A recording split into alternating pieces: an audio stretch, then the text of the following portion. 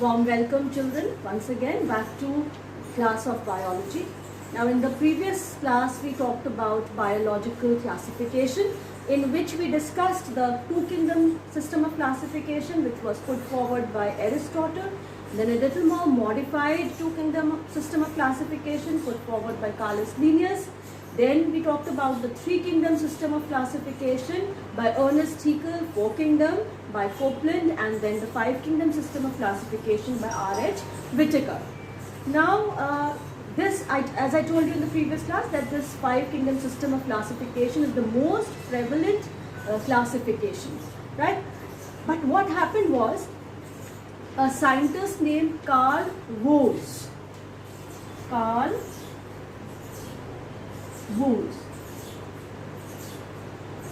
what he said was that the five kingdom system of classification is not complete, and so what he did was he divided the organisms into six kingdoms, right? So his was the six kingdom system of classification, and what he did was, like, we studied the five kingdom system of classification, in which the first we talked about was Monera.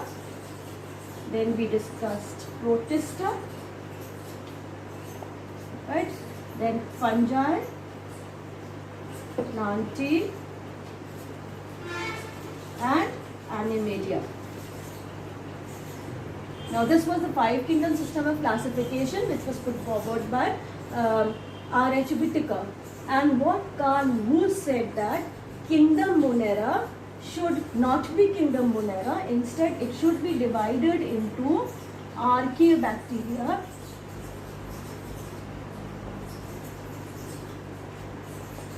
and Eubacteria. So it should not be Monera. So that makes it six kingdoms, starting from Archaeobacteria, Eubacteria, Protista, fungi, Plantae, and Animalia, right? So his sixth kingdom was actually a three-domain classification, right? So his was actually a three-domain classification. Now what was these three-domain classification was, as I told you, Monera, he said there should be nothing like Monera, it is a combined group, and so he divided Monera into Archaeobacteria and Eubacteria. So the first domain was, according to him, was Archaeobacteria, second domain was Eubacteria, and what he did was the rest of the kingdoms, that is Protista, fungi, Plantae, and Animalia, he had put all four of these kingdoms into one kingdom, and he named it as Eukaryotes. So according to him, the three domains were Archaeobacteria, Eubacteria, and Eukaryotes.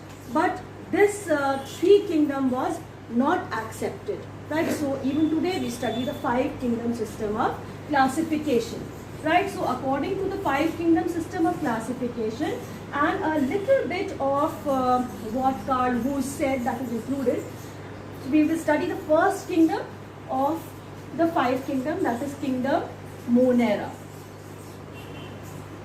So today we will be talking about kingdom Monera, right? Kingdom Monera, it includes all the bacteria, right? And we know that bacteria are prokaryotes, right? So all the bacteria, the first thing is that it includes all the bacteria. Second point is that bacteria are prokaryotes. What does prokaryote mean? It means that bacterial cell or the prokaryotic cell does not have a well-defined nucleus. So does not possess a well-defined nucleus. What is a well-defined nucleus? The nuclear membrane being present, nucleoplasm, and nucleolus being present. So that is a well-defined nucleus. But there is no nuclear membrane, no nucleolus, etc. present in bacteria. So that is a prokaryotic cell. Pro means primitive. right? So it's a primitive cell does not have a well-defined nucleus. So instead of the nucleus, they have an entangled mass of the genetic material, which is known as nucleoid. So this is what they have. Instead of the nucleus, they have nucleoid. And another characteristic of a prokaryotic cell is that all the membrane-bound organelles are also absent. So does not have membrane-bound organelles. Right? So absence of membrane-bound organelles. So that's about a prokaryotic cell. Then also we see that bacteria are found in all types of conditions, right? So they are cosmopolitan, they are found everywhere, even in the extremes of conditions, in the snow mountains, whether it's the snow mountains or it is, let's say, hot water springs, right? So these are extremes of conditions. You know, conditions, places which are rich in salt, so they are found there also.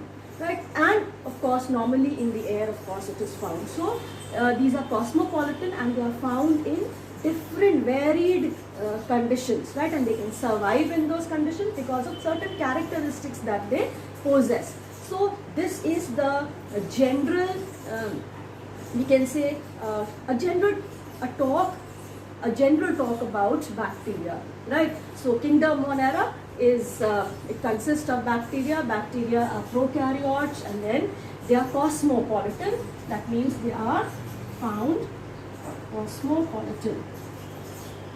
Right? They are found everywhere. I told you in extremes of climatic conditions also they are found. Right?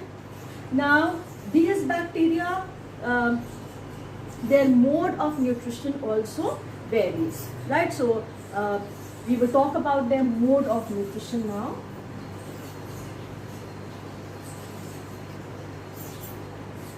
Okay. So their mode of nutrition, we find that there are autotrophic bacteria also and heterotrophic bacteria also, right? So bacteria are autotrophic as well as heterotrophic. Auto means self, hetero means different. So we have bacteria which can manufacture their own food, and then we have certain group of bacteria which cannot manufacture their own food, and so they are dependent on other sources for food, right? So under autotrophic, there are two types again.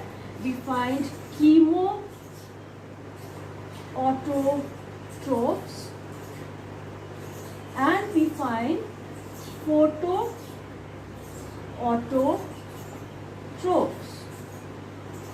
right? Chemo means chemicals.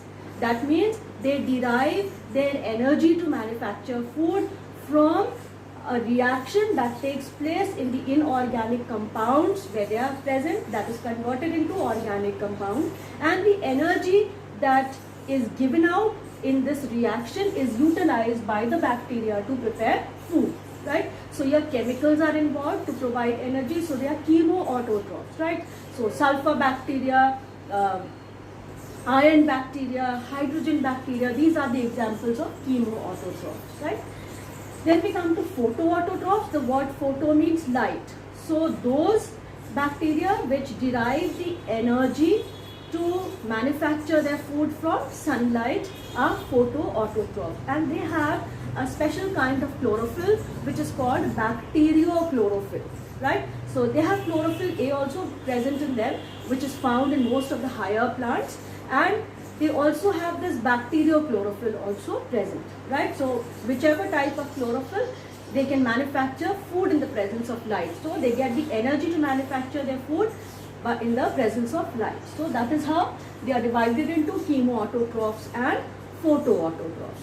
Then we have the next group, heterotrophic bacteria. Heterotrophic, from the name itself, they are dependent on different sources. Hetero means different. So they are dependent on different sources for food. That means they cannot manufacture their own food, right? So what are heterotrophic bacteria? They also can be divided into two categories. One is parasitic bacteria and the other is saprophytic. right? Parasites, saprophytes, we talked about them in the previous class also, but we'll just talk about it again.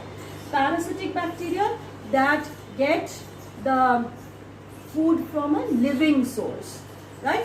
So those organisms that derive their nutrition from living host, right? So here the word living host is very, very important, because by this word only we differentiate a parasite from a saprophyte, right? So those organisms which derive their nutrition from living host are parasites, right? Now if the parasite is found on the surface of the body, then they are ectoparasites, and if they are found inside the body, then they are endoparasites, right? Inside our body we have Escherichia coli present, right? So Escherichia coli again is that.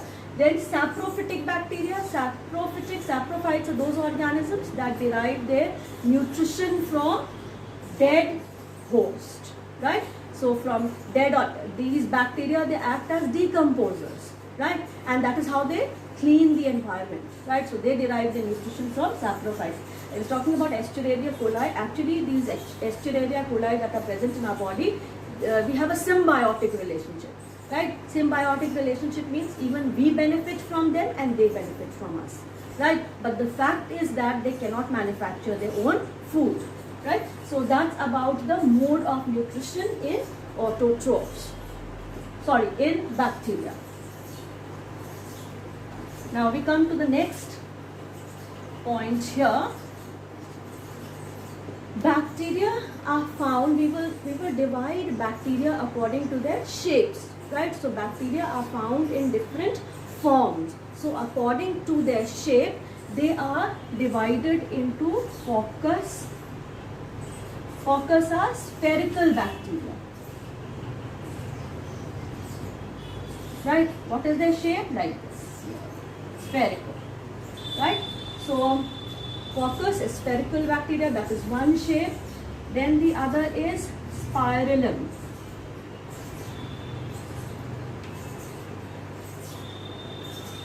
Spirillum bacteria is like a spring, right?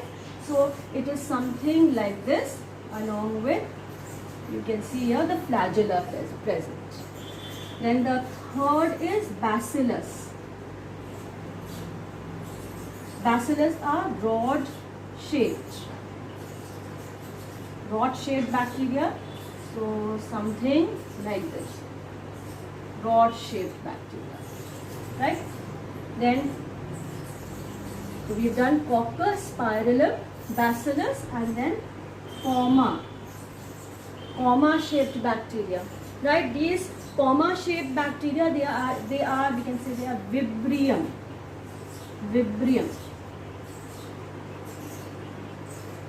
Vibrium is the scientific term and comma is the common term, and they are literally in the shape of a comma like this.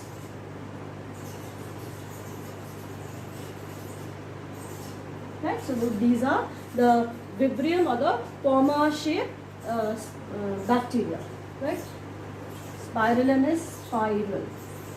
So we see these forms. Coccus is spherical, spirillum is spiral like a spring with the flagella present at both ends. You can see bacillus is rod shaped and Vibrium is comma shaped, right? So these are the different forms of bacteria when classified according to their shapes, right? So that's about this is the general information about bacteria, right? Then we discussed that kingdom Monera can be divided into two groups again, right? Archaebacteria and Eubacteria. Now, when we talk about a bacterial cell, which we will do in detail when we will do eukaryote, the Eubacteria, we see that the bacterial cell, as we know, they are prokaryotes, so that means they have a very primitive cell type, not a very complex cell type, right? So, even though their cell structure is very, very simple, but their behavior, right, when seen in a group, their behavior is very, very complex, right? Why their behavior is complex? Because the metabolic reactivity that takes place is very fast in them, That is why they have a very complex behavior as compared to many other organisms, right? So as a group, these bacteria, they show extensive metabolic activity, right? So what we can say is that the structure is simple. Why simple? Because they are prokaryotes. But in a group, they show extensive metabolic activity. Right, so behavior wise it's very different as compared to the simple shape when compared to other organisms. Right, so we come to the two groups of Monera now, that is Archaebacteria and Eubacteria. So we come to the two groups. Kingdom Monera is divided into Archaebacteria and Eubacteria. Right, so these are the two groups of Kingdom Monera, and we will start with the first group, that is Archaebacteria, and let's see what are the characteristic features of this particular group of bacteria. Right, they are the most primitive forms of bacteria found. Right, Archaebacteria are the most primitive. Right, Eubacteria are actually the true bacteria. Right, so Archaebacteria, they are the most primitive forms of bacteria found. So I write it here, primitive. The most primitive bacteria. Now what is the difference here? Is that the Archaebacteria, they can be found in the most harsh habitat. Most harsh habitat.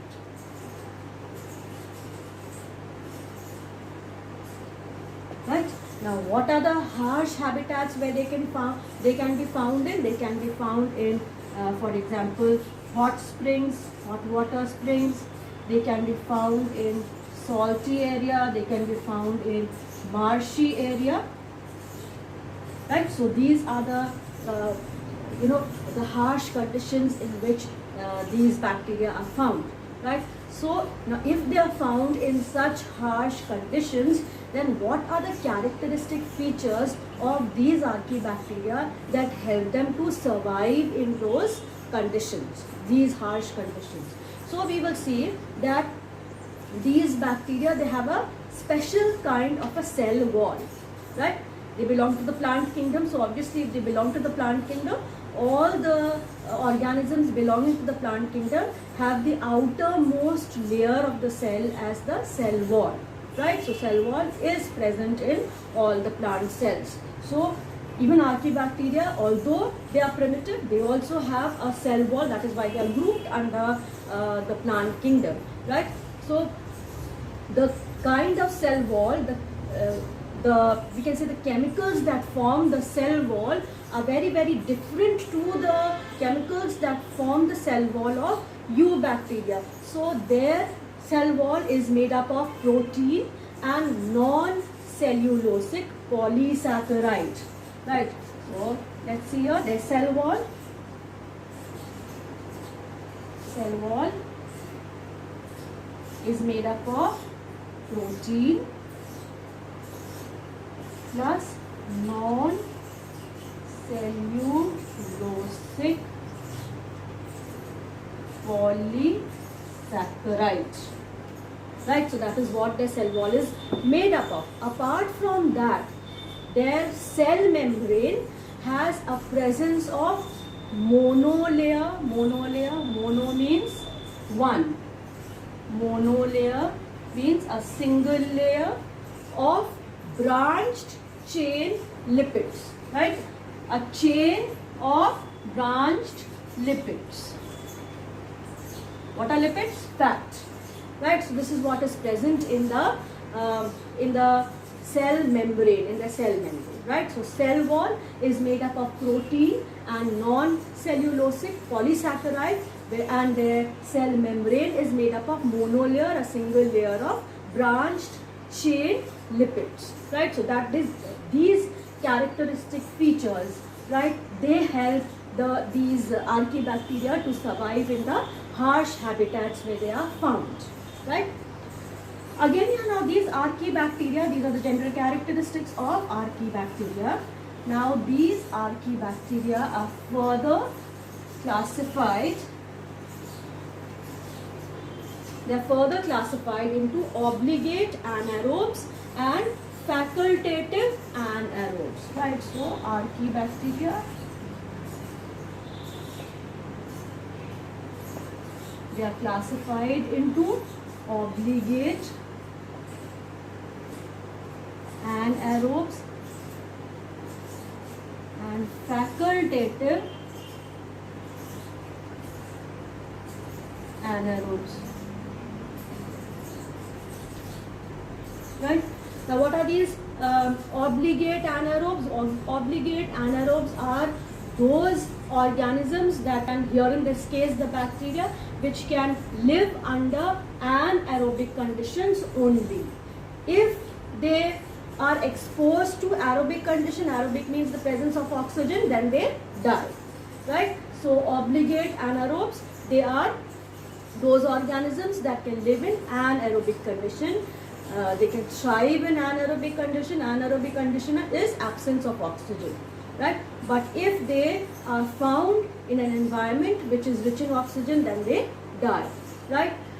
Facultative anaerobes are actually aerobic archaebacteria, right? So they are actually aerobic archaebacteria, and of course they can survive in the presence of oxygen, and they can survive in the absence of oxygen as well, right? So both cases are there. So under obligate anaerobes, we will study about methanogens, and we will study about halophiles. And under facultative anaerobes, we will study about thermoacidophiles, right? So again, the archaebacteria is further classified into methanogens, halophiles and thermoacidophiles. So we'll do these in detail now.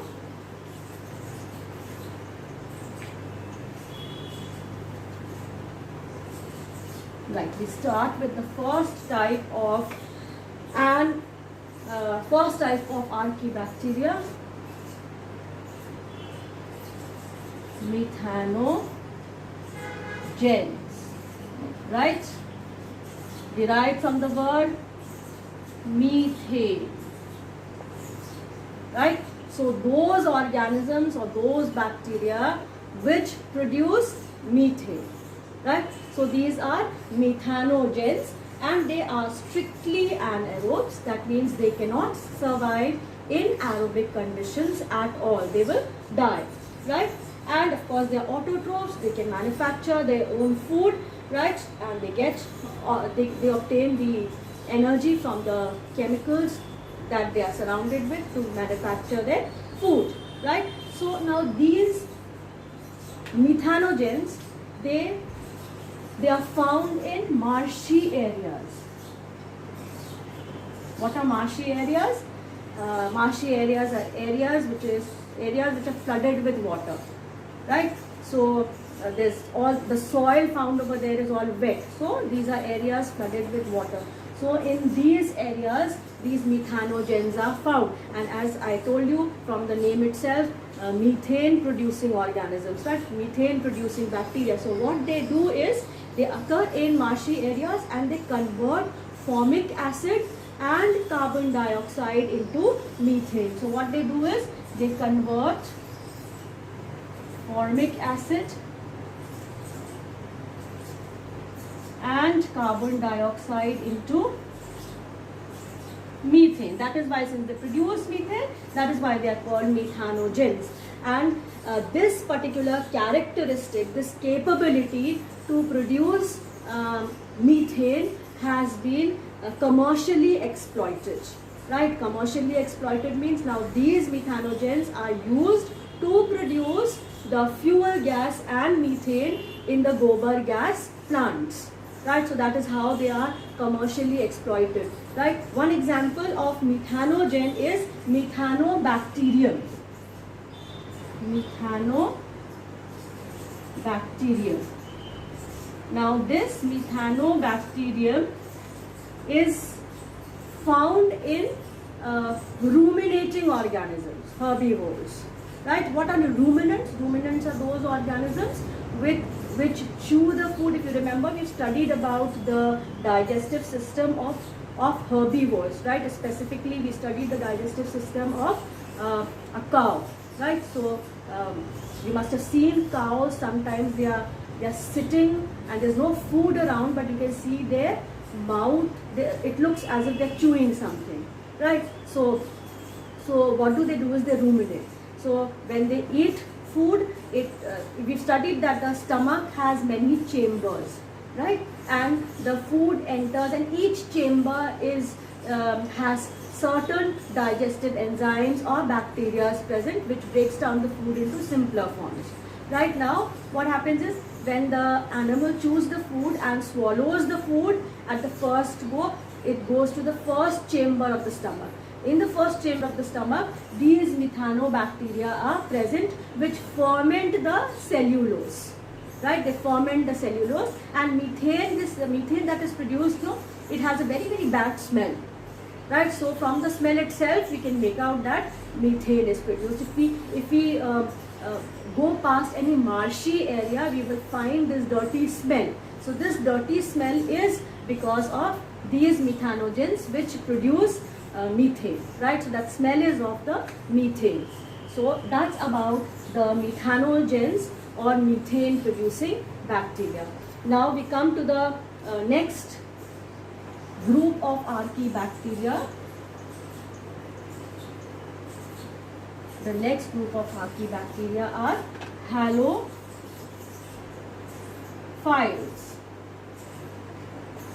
Halo, salt, and phile means affinity.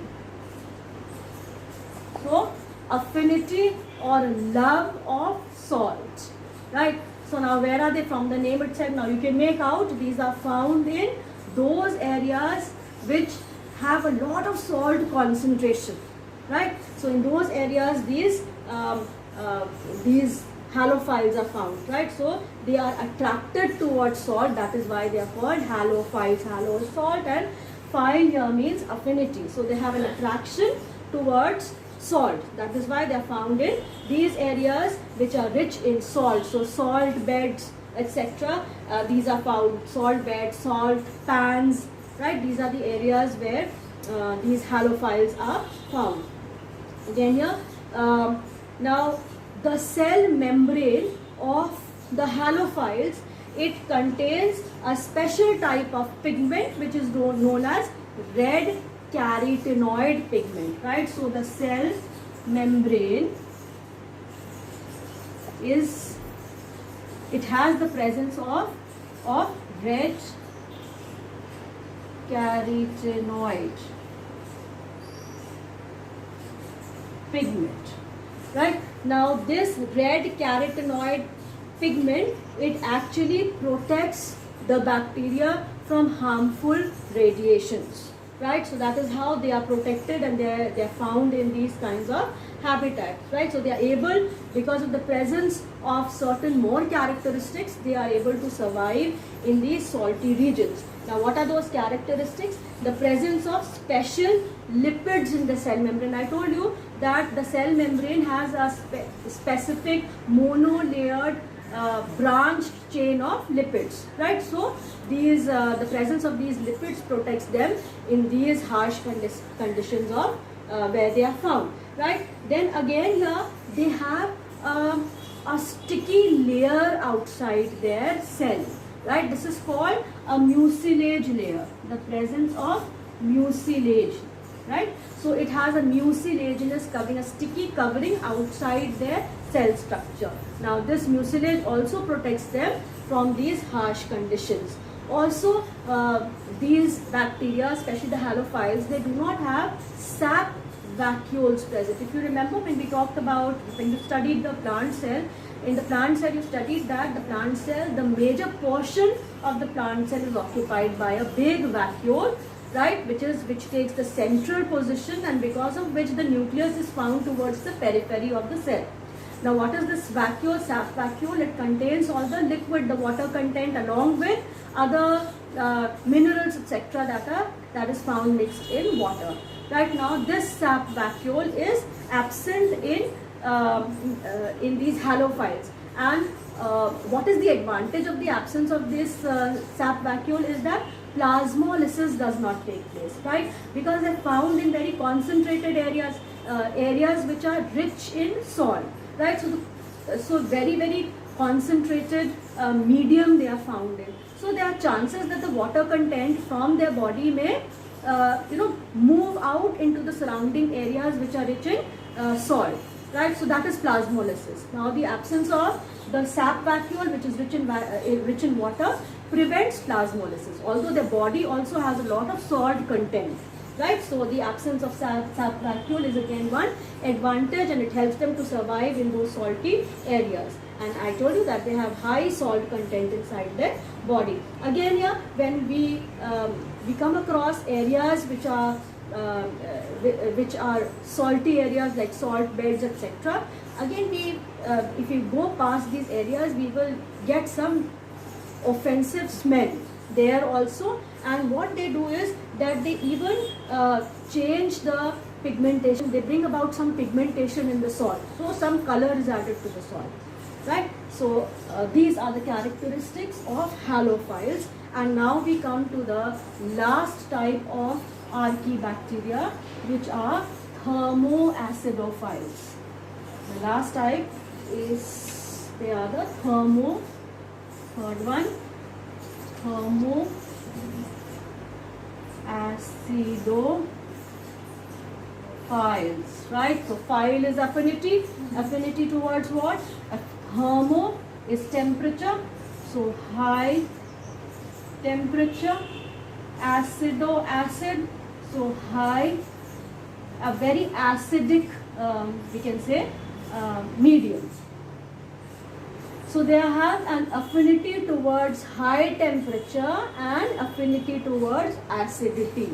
That means they are found in those areas which have very high temperature as high as 80 degrees Celsius, right? And in very acidic conditions also, where the pH could be as low as 2, temperature as high as 80 degrees, even more than that, right? So they are found in hot water springs, right? Acid content, the pH as low as 2, so very acidic medium, right? So those are the thermoacidophiles. So we can say that they have a dual ability to tolerate. Dual ability is what? To tolerate high temperature and acidic medium, right? High temperature and acidic medium. So this is their dual ability. They can survive in these kinds of conditions, right? So they're found in hot water springs where temperature could be as high as 80 degrees Celsius and a pH as low as 2. That makes it more acidic, right? Their mode of nutrition is chemosynthesis, right? And they obtain the food like that. And of course they are aerobic in conditions. We studied about facultative and anaerobe, so they are grouped under facultative and aerobe, right? Now the reason that they can tolerate the high temperature and acidic condition is because of the presence of, again, that lipid layer that is present in the plasma membrane is a very important layer in the cell membrane that protects them from all these kinds of conditions, right? And of course they have a special resistant enzyme that is resistant to temperature and acidic conditions, right? So this enzyme basically helps them to survive in high temperature and acidic conditions, right? One example of thermoacidophile is Thermus aquaticus. Thermus aquaticus. This is a bacteria, an archaebacteria, which belongs to this group thermoacidophiles, right? And what is the characteristic feature of this Thermus aquaticus is that it has a special enzyme, the Tag polymerase enzyme, right? Again, Tag polymerase enzyme, which is resistant to a very, very high temperature. Now, this is used for PCR, that is polymerase chain reaction, right? What is this polymerase chain reaction? It is a reaction in which the production, we can say, the formation of DNA can be amplified, right? So it is a method, this polymerase chain reaction is a method which is widely used in molecular biology, and this rapidly increases or amplifies the number of DNA from a very, very small segment of DNA. Right, so of course here this is done in the laboratories by the scientists, and it allows the scientists to take very, very small sample of the DNA, and this can amplify into large number of DNA. Now when this particular reaction takes place, the temperature needs to be very, very high as 90 degrees Celsius, right? So the presence of this Tag polymerase, it can bear that temperature, so that is why it is used in the polymerase chain reaction. Right, so that's about thermoacidophiles and about the group Archaebacteria, and of course they are known as the living fossils, as they represent one of the earliest life forms. They're primitive bacteria, right? Bacteria itself is prokaryote, and Archaebacteria are primitive bacteria. So they are the earliest forms of bacteria, and they are considered to be as living fossils, right? We come to another group of bacteria which are known as Mycoplasma. Mycoplasma, right? Now these Mycoplasma, they are the simplest and the smallest free living prokaryotes, right? So they are the simplest and the smallest free living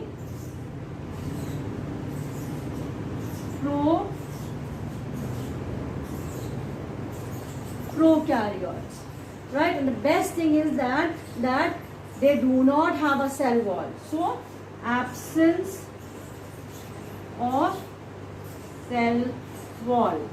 Now when there is absence of cell wall, what do is they take, with the help of the cell membrane or the plasma membrane, they can, which is the outermost boundary of the mycoplasma, they can change their shape, right?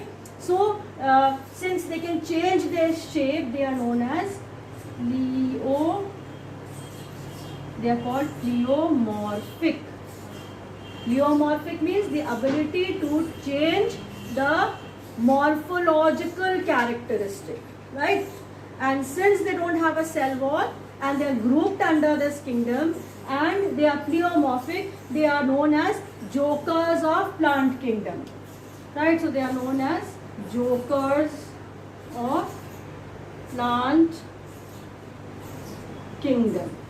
Right, we've studied that plant cells have a cell wall. They don't have a cell wall, and then with the help of the cell membrane, they can even change their shape. So they are pleomorphic, and that is why they are called jokers of plant kingdom. Right? Again, the genetic material that is present in the mycoplasma is a single-stranded DNA duplet. Right? So that is present, and of course, there is absence of histone proteins. In bacteria, this histone, the DNA is not associated with histone proteins, right? And the mycoplasmas, they cannot manufacture their own food, so they are heterotrophic, right? And one example of mycoplasma is PPLO. Pleuropneumonia-like organisms. Pleuropneumonia pneumonia,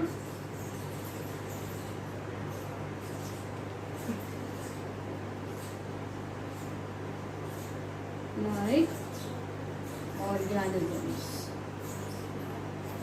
Right. Pleuropneumonia like organisms. Now, what are this pleuropneumonia like organisms? Now, these organisms, this CPLO, were found in certain animals, right? And where were they found? They were found in the pleural fluid of the organism. The term pleural, the word is taken from lungs, right? So the membrane is the pleural membrane that is there, right? So pleuropneumonia, since they were found in the area related to the lung, right, in the membrane, in the fluid of the lung, right? So they caused pneumonia in these animals, right? So pleuropneumonia-like organisms generally found in the animals. So that is one example of mycoplasma, right? So with this we've completed Archaebacteria, that is the primitive bacteria of belonging to the kingdom Monera.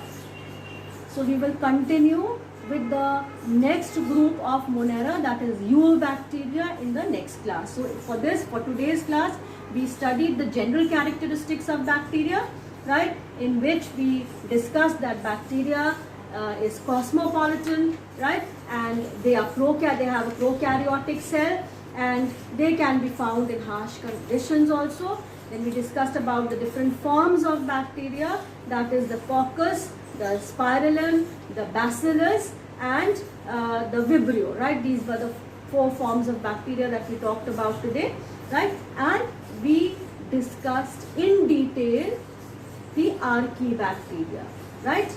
I told you that Monera is divided into 2 groups, Archaebacteria and Eubacteria. Archaebacteria, the primitive bacteria, and we did in detail, we talked about methanogens, we talked about halophiles and thermoacidophiles. Now in the next class, we will talk about the next group of Archaebacteria, that is the next group of kingdom Monera, that is Eubacteria, which are the true bacteria.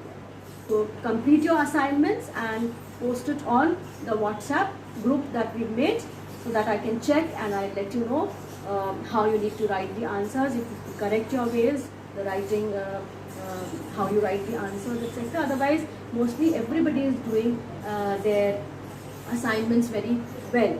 So all the best, complete your assignments and read the lesson.